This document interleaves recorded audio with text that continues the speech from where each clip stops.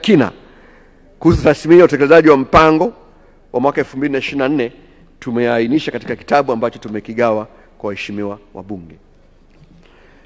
Mheshimiwa Spika, haya ni mafanikio makubwa ambayo tumeyaonyesha kwa tathmini ambayo imefanywa na serikali.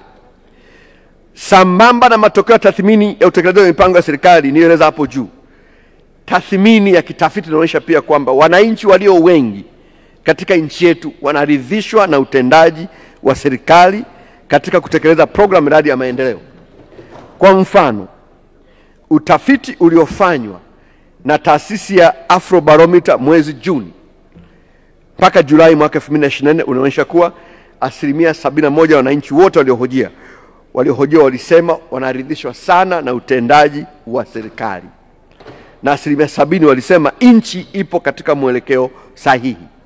Waheshimiwa wabunge, wastani wa nchi za Afrika, wastani wa idadi ya wananchi wanaoridhishwa na utendaji wa serikali zao, Afrika ni 40%, kwa Tanzania ni 71%.